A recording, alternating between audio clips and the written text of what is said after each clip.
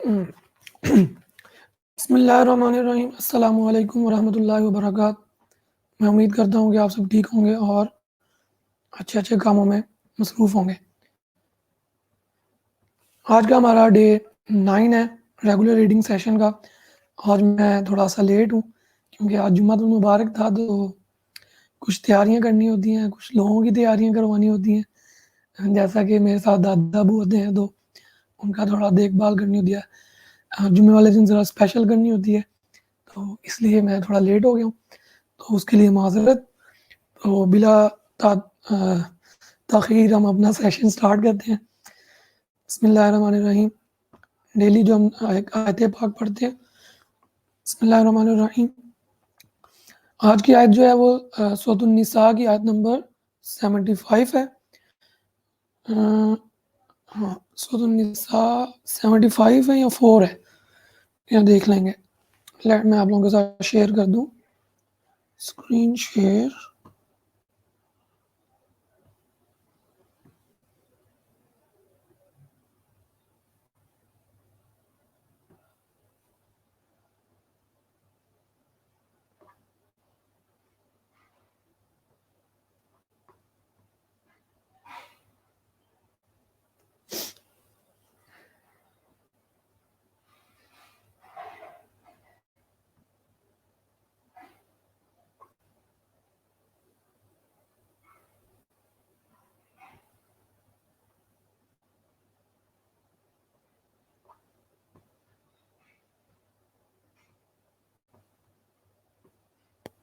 لیں جی، یہ ایڈ ہوگی جی۔ بسم اللہ الرحمن الرحیم۔ ربنا اخرجنا من هذه القرية الظالم اهلها واجعل لنا من لدنك وليا واجعل لنا من لدنك نصيرا۔ ترجمہ عرفان القرآن۔ اے ہمارے رب، ہمیں اس بستی سے نکال لے جہاں کے مؤثر اور طاقتور لوگ ظالم ہیں، اور کسی کو اپنی بارگاہ سے ہمارا کارساز مقرر فرما دے، اور کسی کو اپنی بارگاہ سے ہمارا مددگار بنا دے۔ تو یہ ایک دعائیہ آیت ہے، سورۃ النساء کی آیت نمبر 75 ہی ہے آئی تھنک۔ تو یہ ہم جب دعا کرتے ہیں تو اس میں بھی ہم لوگ یہ پڑھ سکتے ہیں کہ اے اللہ ہمیں اس بستی سے نکال دے جہاں کے لوگ ظالم ہوں، اور ہمیں اپنی بارگاہ سے کوئی مددگار یا کوئی کارساز فراہم فرما۔ آگے چلتے ہیں جی آج کی حدیث پاک کی طرف۔ قال رسول اللہ صلی اللہ علیہ وسلم، نہا رسول اللہ صلی اللہ علیہ وسلم عن تعجیل صوم یوم قبل الرؤیہ۔ حضور نبی کریم صلی اللہ علیہ وآلہ وسلم نے فرمایا، رسول اللہ صلی اللہ علیہ وآلہ وسلم نے چاند دیکھنے سے قبل روزہ رکھنے کی ممانعت فرمائی ہے۔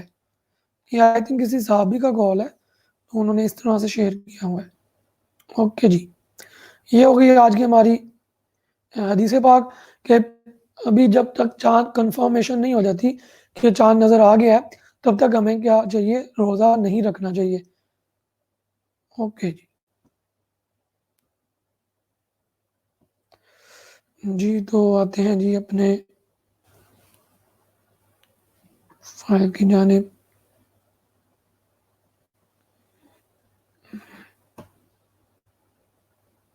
اوکے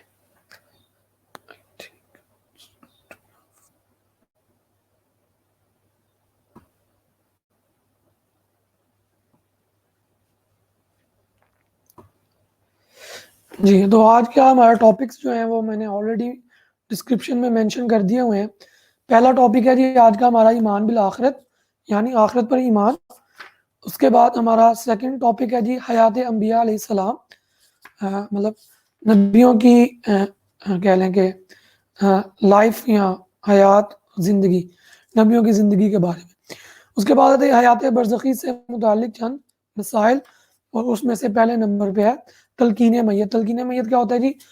کسی میت کو کسی چیز کی تلقین کرنا۔ اوکے، تو سٹارٹ کرتے ہیں جی ہمارا پہلے ٹاپک کو۔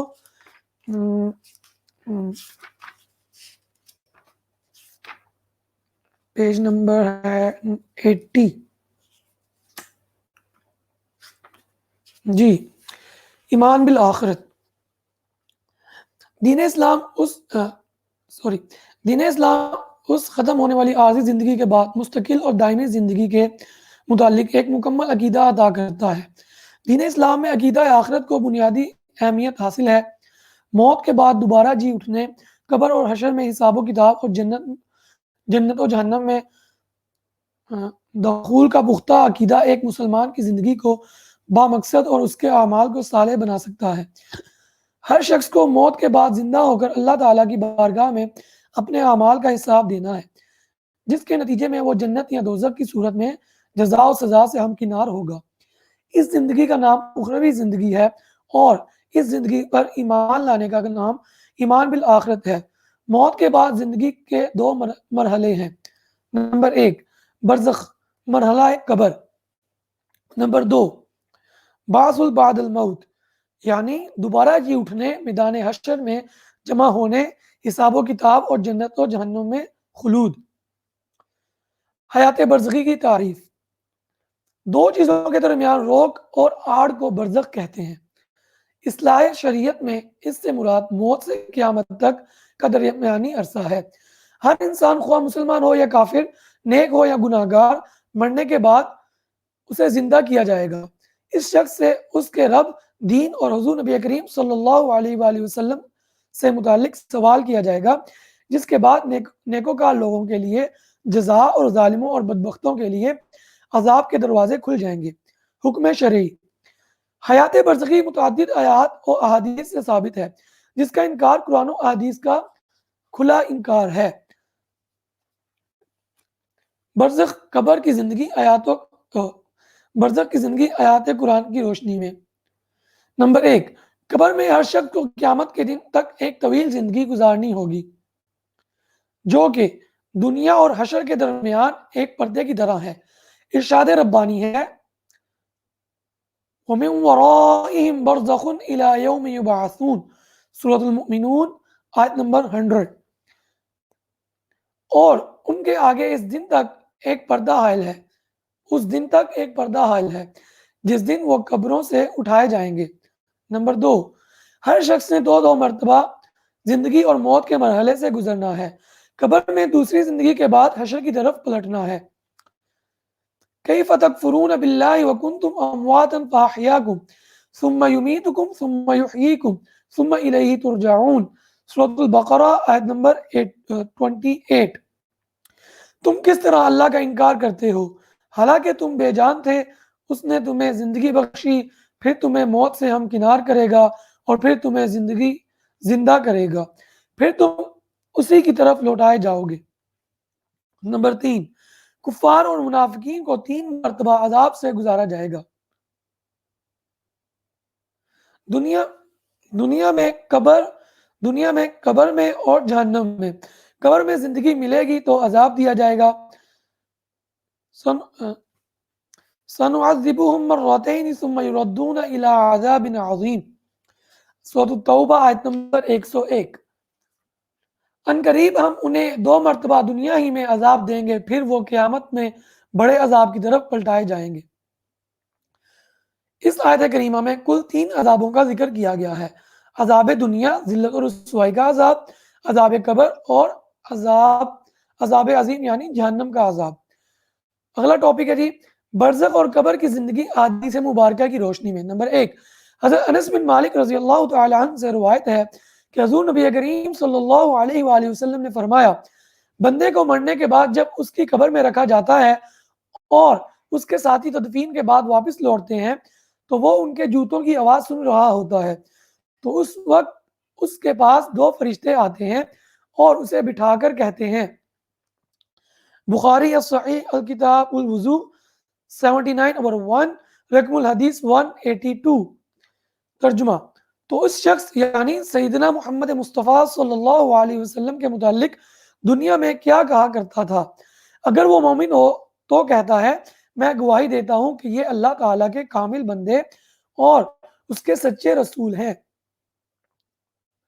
اس سے کہا جائے گا، اگر تو انہیں پہچان نہ پاتا تو تیرا جو ٹھکانہ ہوتا جہنم میں، اپنے اس ٹھکانے کی طرف دیکھ کے اللہ تعالیٰ نے تجھے اس معرفت مقام مصطفیٰ صلی اللہ علیہ وسلم کے بدلہ میں جنت میں ٹھکانہ دے دیا ہے، بس وہ دونوں جنت اور جہنم کو دیکھے گا۔ حضرت عثمان رضی اللہ تعالیٰ عنہ فرماتے ہیں، ابو داؤد السنن کتاب الجنائز 215/3 رقم الحدیث 3221۔ ترجمہ: جب نبی کریم صلی اللہ علیہ وسلم میت کے دفن کرنے سے فارغ ہوئے تو وہاں کچھ دیر ٹھہرے اور فرمایا، اپنے بھائی کے لیے دعائے مغفرت کرو اور اس کے لیے ثابت قدم رہنے کی دعا کرو کہ اس سے اب سوالات ہو رہے ہیں۔ آیات و احادیث کا خلاصہ: نمبر 1، موت کے بعد برزخی زندگی یعنی قبر کی زندگی حق ہے۔ نمبر 2، قبر میں نکیرین کے سوالات کے جواب میں کامیابی پر انعام و اکرام جبکہ ناکامی پر سزا اور عذاب ہوگا۔ نمبر 3، مرحلہ قبر میں کامیابی کا فیصلہ حضور نبی کریم صلی اللہ علیہ وآلہ وسلم کی پہچان پر ہوگا۔ نمبر 4، جنازہ کے بعد استغفار کرنا حضور نبی کریم صلی اللہ علیہ وآلہ وسلم کی جہاں سنت ہے وہاں آپ کا حکم بھی ہے۔ لیں جی، آج کا ہمارا پہلا ٹاپک کمپلیٹ ہوا۔ دوسرے ٹاپک کی طرف آتے ہیں، حیات انبیاء علیہ السلام۔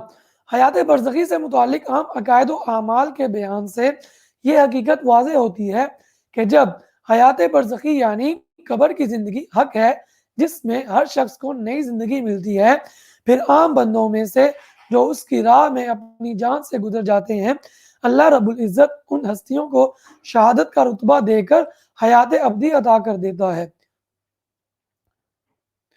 روح نکل جانے اور جسم کے مٹی میں دفن ہونے کے باوجود اللہ رب العزت شہداء کو نہ صرف مردہ کہنے کی بلکہ مردہ گمان کرنے کی اجازت بھی نہیں دیتا۔ یہاں یہ بات قابل غور ہے کہ شہداء کو یہ فضیلت اپنے انبیاء کی اطاعت کرتے ہوئے نصیب ہوئی ہے۔ اگر امت کی حیات برزخی کا عالم یہ ہے امتی کی حیات برزخی کا عالم یہ ہے تو انبیاء کرام علیہ السلام کی حیات برزخی کس قدر بلند ہوگی۔ اللہ تعالیٰ ساری دنیا سے افضل انسانوں یعنی اپنے انبیاء کرام علیہ السلام کو بھی وصال کے دروازے سے گزار کر حیات ابدی عطا کرتا ہے۔ مٹی اللہ تعالیٰ کے حکم سے ان کے جسموں کی حفاظت کرتی ہے۔ حیات انبیاء علیہ السلام کا مفہوم: انبیاء کرام علیہ السلام اور حضور نبی کریم صلی اللہ علیہ وآلہ وسلم اپنی قبور میں جسم اور روح کے ساتھ صاحب حیات زندہ ہیں۔ حضور نبی کریم صلی اللہ علیہ وآلہ وسلم ساری کائنات اور اپنے امتیوں کے احوال سے نہ صرف آگاہ رہتے ہیں بلکہ ان کا مشاہدہ بھی فرماتے ہیں۔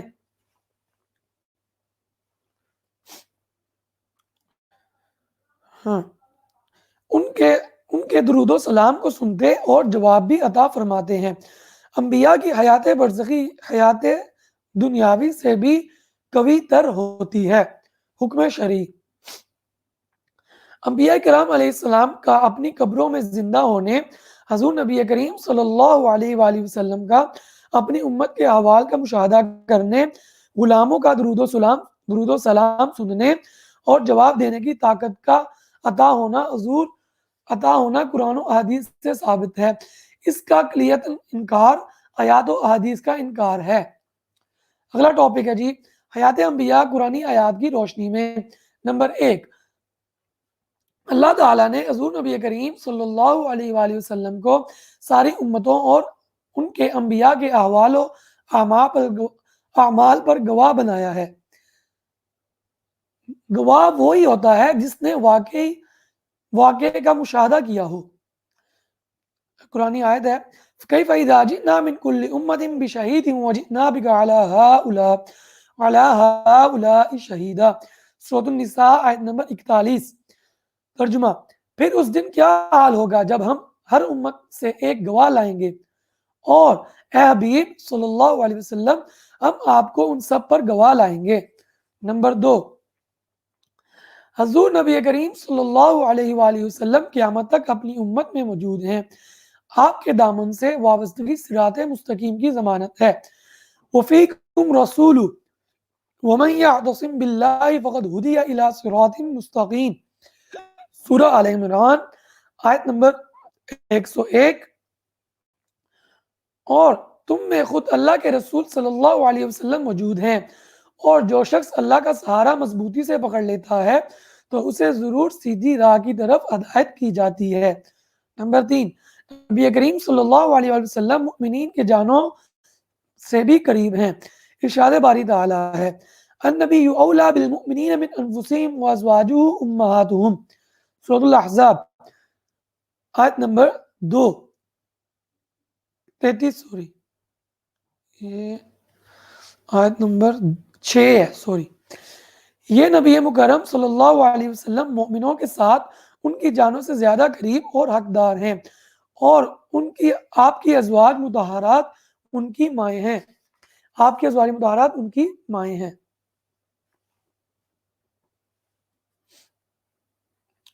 نمبر 4، اللہ نے حضور نبی کریم صلی اللہ علیہ وسلم کو امتیوں کے احوال کے مشاہدہ کی قوت عطا فرمائی ہے۔ وَسَيَرَ اللَّهُ عَمَلَكُمْ وَرَسُولُهُ، سورۃ التوبہ آیت نمبر 94۔ ترجمہ، اور اب آئندہ تمہارا عمل دنیا میں بھی اللہ دیکھے گا اور اس کا رسول صلی اللہ علیہ وسلم بھی دیکھے گا۔ بڑی کلیئر کٹ آیت ہے۔ حیات انبیاء احادیث مبارکہ کی روشنی میں، نمبر 1، زمین انبیاء کرام علیہ السلام کے جسموں کی حفاظت کرتی ہے۔ حضرت ابو درداء رضی اللہ تعالیٰ عنہ روایت کرتے ہیں کہ حضور نبی کریم صلی اللہ علیہ وآلہ وسلم نے فرمایا، ان اللہ حرم علی الارض ان تأکل اجساد الانبیاء فنبی اللہ حی حی یرزق، ابن ماجہ السنن کتاب الجنائز 564/1، رقم الحدیث 1637۔ ترجمہ، بے شک اللہ تعالیٰ نے زمین کے لیے انبیاء کرام علیہ السلام کے جسموں کا کھانا حرام کر لیا ہے، بس اللہ تعالیٰ کا نبی زندہ ہوتا ہے اور اسے رزق بھی عطا کیا جاتا ہے۔ نمبر 2، حضور نبی کریم صلی اللہ علیہ وسلم آج بھی اپنے امتیوں کے سلام کا جواب عطا فرماتے ہیں۔ حضرت ابو ہریرہ رضی اللہ تعالیٰ عنہ سے مروی ہے کہ حضور نبی کریم صلی اللہ علیہ وآلہ وسلم نے فرمایا،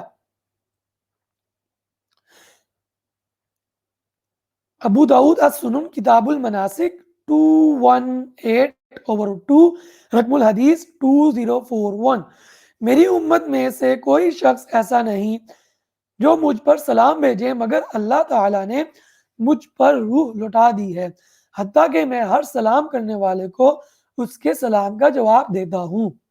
نمبر 3، حضرت علی بن ابی طالب رضی اللہ تعالیٰ عنہ سے مروی ہے کہ جب حضرت ابو بکر صدیق رضی اللہ تعالیٰ عنہ کی وفات کا وقت قریب آیا تو انہوں نے مجھے سرہانے بٹھایا اور فرمایا، اے علی، جب میں فوت ہو جاؤں تو مجھے حضور نبی کریم صلی اللہ علیہ وآلہ وسلم کے روضہ اقدس کے پاس لے جانا، اگر تم دیکھو کہ دروازہ خود بخود کھول دیا گیا ہے تو مجھے وہاں دفن کر دینا۔ حضرت علی رضی اللہ تعالیٰ عنہ فرماتے ہیں، سب سے پہلے میں نے روضہ رسول صلی اللہ علیہ وآلہ وسلم کے دروازہ پر پہنچ کر اجازت چاہتے ہوئے عرض کیا، یا رسول اللہ صلی اللہ علیہ وسلم، یہ ابو بکر ہیں جو اندر آنے کی اجازت چاہتے ہیں۔ پھر میں نے دیکھا کہ روضہ رسول صلی اللہ علیہ وسلم روضہ اقدس کا دروازہ خود بخود کھل گیا، اور میں نے سنا کہ کوئی کہنے والا کہہ رہا ہے، حبیب کو اس کے حبیب کے ہاں اندر لے آؤ، بے شک حبیب اپنے پیارے دوست کی ملاقات کے لیے مشتاق ہے۔ نمبر 4، حضرت سعید بن عبد العزیز رضی اللہ تعالیٰ عنہ سے روایت ہے کہ جب ایام حرہ، جب دنوں یزید العین نے مدینہ منورہ پر حملہ کروایا تھا کا واقعہ پیش آیا تو حضور نبی کریم صلی اللہ علیہ وسلم کی مسجد نبوی میں 3 دن تک اذان اور اقامت نہیں کہی گئی۔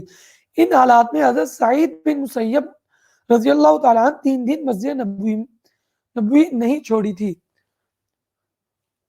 حضرت سعید بن منیب رضی اللہ تعالیٰ عنہ نے مسجد نبوی نہیں چھوڑی تھی۔ ان کے حوالے سے روایت کرتے ہیں کہ دارمی سنن رقم الحدیث 5951 اور السنن کی ہے جی 56/1۔ ترجمہ: اور وہ نماز کا وقت نہیں جانتے تھے مگر ایک دھیمی سی آواز کے ذریعے جو وہ حضور نبی کریم صلی اللہ علیہ وسلم کی قبر انور سے سنتے تھے۔ آیات و احادیث کا خلاصہ۔ نمبر 1، اللہ تعالیٰ نے زمین پر انبیاء کرام علیہ السلام کے جسموں کو کھانا آرام قرار دیا ہے۔ نمبر 2، حضور نبی کریم صلی اللہ علیہ وسلم روح اور جسم کے ساتھ قبر انور میں زندہ ہیں، جبکہ روحانی طور پر پوری کائنات کا مشاہدہ کرنے کی صلاحیت رکھتے ہیں۔ نمبر 3، حضور نبی کریم صلی اللہ علیہ وآلہ وسلم اپنی امت میں موجود ہیں۔ آپ صلی اللہ علیہ وآلہ وسلم امتیوں کا درود و سلام سنتے ہیں اور ان کے سلام کا جواب بھی دیتے ہیں۔ نمبر 4، حضور نبی کریم صلی اللہ علیہ وسلم اپنی امت میں موجود ہیں۔ آپ صلی اللہ علیہ وسلم امتیوں کا درود و سلام سنتے ہیں اور ان کے سلام کا جواب بھی دیتے ہیں۔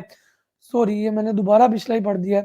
نمبر 4 ہے، حضور نبی کریم صلی اللہ علیہ وآلہ وسلم امت کے احوال سے آگاہ ہیں اور ان کا مشاہدہ فرماتے ہیں۔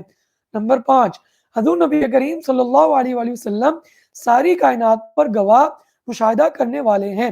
مزید تفصیل کے لیے شیخ الاسلام ڈاکٹر محمد طاہر القادری کی کتاب حیات النبی صلی اللہ علیہ وآلہ وسلم کا مطالعہ کریں۔ لے جی، آج کا ہمارا دوسرا ٹاپک بھی کمپلیٹ ہو گیا۔ اب ہم چلتے ہیں آج کے ہمارے لاسٹ ٹاپک کی طرف، حیات برزخی سے متعلق بعض مسائل۔ اس میں سے پہلا مسائل ہے تلقین میت۔ دیکھتے ہیں جی تلقین میت کیا ہوتا ہے۔ دنیاوی زندگی ختم ہونے پر انسان کے لیے دو وقت سخت آزمائش کے ہیں، ایک حالت نزاع کا، دوسرا تدفین کے بعد قبر میں ہونے والے سوالات کا۔ اگر کسی کو خاتمہ بالخیر مرتے وقت حق نصیب نہ ہوا تو عمر بھر کا کیا دھرا سب برباد گیا۔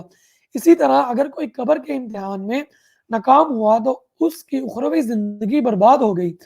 اس لیے زندہ لوگوں کو چاہیے کہ ان کے کٹھن مراحل میں اپنے پیاروں سے تعاون کریں، مرتے وقت ان کے پاس کلمہ طیبہ پڑھتے رہیں اور بعد از تدفین بھی کلمہ طیبہ پڑھتے رہیں تاکہ وہ قبر کے امتحان میں بھی کامیاب ہو جائیں۔ تعریف، تلقین میت کی تعریف۔ مسلمان کو مرنے سے قبل حالت نزاع میں کلمہ طیبہ یا کلمہ شہادت کی تلقین کرنا اور تدفین کے بعد اس کی قبر پر کھڑے ہو کر کلمہ طیبہ، کلمہ شہادت اور قبر میں پوچھے جانے والے سوالات کے جوابات کی تلقین کرنا تلقین میت کہلاتا ہے۔ ٹھیک ہو گیا جی، آگے چلتے ہیں جی۔ حکم شرعی کیا ہے؟ تلقین میت کا حکم شرعی کیا ہے؟ مسلمان کو مرنے سے قبل اور تدفین کے بعد دونوں طرح کی تلقین کے بارے میں احادیث مبارکہ اور آثار صحابہ و تابعین میں واضح مثالیں ملتی ہیں اور یہ امور شرعاً ثابت شدہ ہے اور بعض باعث فضیلت ہیں۔ مرنے کے بعد میت کو اس کے عقائد یاد دلانا اور ان کے اقرار کی تلقین کرنا نہ صرف مستحب بلکہ ایک مسنون عمل ہے۔ اس پر عمل نہ کرنے والا گناہگار ہوگا، لیکن اس عمل کا مذاق اڑانا احادیث رسول اللہ صلی اللہ علیہ وآلہ وسلم اور آثار صحابہ و تابعین کی تحقیر اور بے حرمتی ہے۔ اگلا ٹاپک ہے جی حالت نزاع میں تلقین کے بارے میں فرامین رسول اللہ صلی اللہ علیہ وآلہ وسلم۔ نمبر 1، حضرت ابو سعید خدری رضی اللہ تعالی عنہ بیان کرتے ہیں کہ حضور نبی کریم صلی اللہ علیہ وآلہ وسلم نے فرمایا، مسلم الصحیح کتاب الجنائز 631/2 رقم الحدیث 916۔ ترجمہ: اپنے مردوں کو لا الہ الا اللہ کلمہ طیبہ کی تلقین کیا کرو۔ نمبر 2، حضرت معقل بن یسار رضی اللہ تعالیٰ عنہ سے مروی ہے کہ حضور نبی کریم صلی اللہ علیہ وآلہ وسلم نے قریب المرگ شخص کے پاس قرآن مجید کی تلاوت کا حکم دیتے ہوئے ارشاد فرمایا، قریب الموت آدمی کے پاس سورہ یاسین پڑھا کرو۔ ابی داؤد السنن کتاب الجنائز 385/8 رقم الحدیث 2714۔ آگے ترجمہ پڑھ لیا۔ نمبر 3، حالت نزاع میں میت کو درود شریف پڑھنے کی تلقین کی جائے تاکہ اس کے لیے جاں کئی کا مرحلہ آسان ہو جائے۔ حضرت محمد بن منقدر بیان کرتے ہیں کہ میں حضرت جابر بن عبداللہ رضی اللہ تعالیٰ عنہ کی وفات کے وقت ان کے پاس گیا تو میں نے عرض کیا آپ رسول اللہ صلی اللہ علیہ وسلم پر سلام بھیجیں۔ اگلا ٹاپک ہے جی بعد از تدفین، تلقین کے بارے میں فرامین رسول اللہ صلی اللہ علیہ وآلہ وسلم۔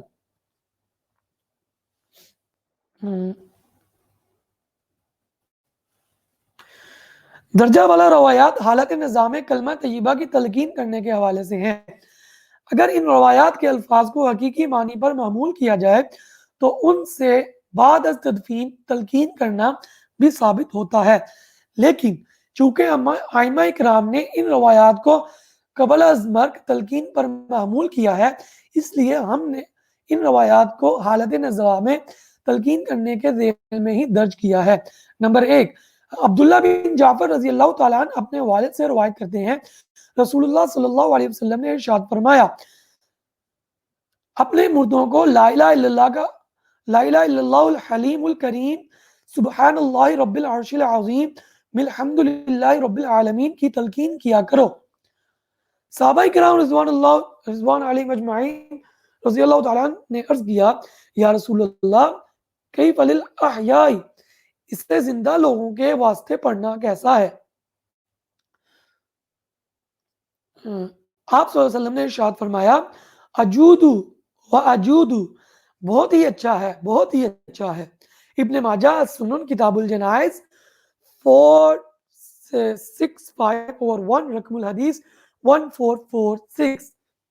حضرت ابو سعید خدری رضی اللہ تعالیٰ عنہ روایت کرتے ہیں کہ حضور سرور کونین رضی اللہ تعالیٰ صلی اللہ علیہ وسلم نے ارشاد فرمایا، نسائی السنن کتاب الجنائز 5/4 رقم الحدیث 1827، اپنے فوت شدگان کو لا الہ الا اللہ کی تلقین کرو۔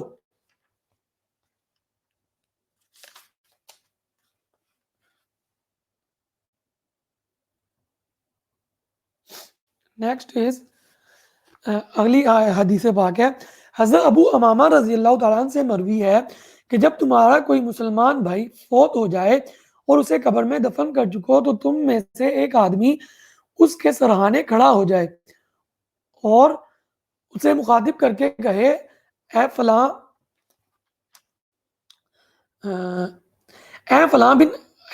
ابن فلاں، بے شک وہ مدفون سنتا ہے لیکن جواب نہیں دیتا۔ پھر دوبارہ مردہ کو مخاطب کرتے ہوئے کہو، اے فلاں ابن فلاں، اس آواز پر وہ بیٹھ جاتا ہے۔ پھر کہو، اے فلاں ابن فلاں، اس پر وہ مردہ کہتا ہے، اللہ تم پر رحم فرمائے، ہماری رہنمائی کرو، لیکن تمہیں اس کا شعور نہیں ہوتا۔ پھر وہ تلقین کرنے والا کہے، اذکر ما خرجت علیہ من الدنیا شہادت اللہ الہ الا اللہ وان محمدا عبدہ ورسولہ وانک رضیت باللہ ربا وبمحمد نبیا وبالاسلام دینا وبالقرآن اماما۔ المعجم الکبیر للطبرانی 249/8 رقم الحدیث 7979۔ ترجمہ، اس امر کو یاد کرو جس پر تم دنیا سے رخصت ہوتے ہوئے تھے، اور وہ یہ کہے، اس امر کی گواہی کہ اللہ تعالیٰ کے سوا کوئی معبود نہیں اور محمد صلی اللہ علیہ وسلم کے اس کے بندے اور پیغمبر ہیں، اور یہ کہ تو اللہ تعالیٰ کے رب ہونے، محمد صلی اللہ علیہ وسلم کے نبی ہونے، اسلام کے دین ہونے اور قرآن کے امام ہونے پر راضی تھا۔ اگلی حدیث ہے جی، اگلی حدیث حضرت عثمان بن عفان رضی اللہ تعالیٰ عنہ فرماتے ہیں، کان النبی صلی اللہ علیہ وسلم اذا فرغ من دفن المیت وقف علیہ فقال استغفروا لأخیکم وسلوا له بالتثبیت فإنه الآن یسال۔ ابو داود السنن کتاب الجنائز 215/3 رقم الحدیث 3221۔ حضور نبی کریم صلی اللہ علیہ وسلم جب میت کو دفن کر کے فارغ ہو جاتے تو وہاں کھڑے ہو کر فرماتے، اپنے بھائی کے لیے استغفار کرو اور اس کے لیے ثابت قدمی کی دعا مانگو، کیونکہ اب اس سے سوالات ہوں گے۔ لاسٹ ٹاپک ہے جی آج کا ہمارا حدیث مبارکہ سے خلاصہ۔ حالت نزاع اور تدفین کے بعد مردہ کے لیے کلمہ طیبہ اور دیگر کلمات کی تلقین کرنا حضور صلی اللہ علیہ وسلم کا حکم ہے۔ نمبر 2، اپنے لیے تلقین کی وصیت کرنا صحابہ رضوان اللہ علیہ اجمعین اور تابعین رضی اللہ تعالیٰ عنہ کی سنت ہے۔ نمبر 3، مسلمان کے پاس اس کی حالت نزاع میں درود و سلام پڑھنا صحابہ کرام رضی اللہ تعالیٰ عنہ کی سنت ہے۔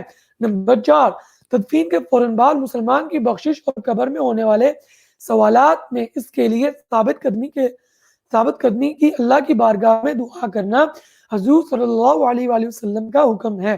نمبر 5، قبر کے سوالات کے جوابات کے کلمات سے تلقین کرنا صحابہ کرام صلی اللہ علیہ وسلم کی سنت ہے۔ لے جی آج کا ہمارا لیسن کمپلیٹ ہوا۔ میں امید کرتا ہوں کہ آپ لوگوں نے اس سے بہت کچھ سیکھا ہوگا، بہت ساری قرآنی آیات کو سنا ہوگا، بہت ساری احادیث کو سنا ہوگا، اور آئندہ اس پر عمل کرنے کی کوشش کریں گے اور اس کو دوسروں تک پہنچانے کی بھی کوشش کریں گے۔ بہت شکریہ آپ کا۔ کل کے ٹاپکس میں بتا دیتا ہوں۔ کل ہم لوگ پڑھیں گے سماع موتا، اس کے بعد ہم پڑھیں گے زیارت قبور۔ کیا پڑھیں گے؟ زیارت قبور۔ نیکسٹ ہم پڑھیں گے ایک اور ٹاپک پڑھیں گے، مزارات اولیاء پر حاضری کے آداب۔ کل کا یہ ہمارا لاسٹ ٹاپک ہوگا۔ اس کے بعد بس کل تک ہم کل 110 صفحے تک پڑھیں گے۔ اس کے بعد انشاءاللہ یہ ہماری بک جو ہے کمپلیٹ ہو جائے گی۔ کل کا لیسن ہوگا اور اس کے بعد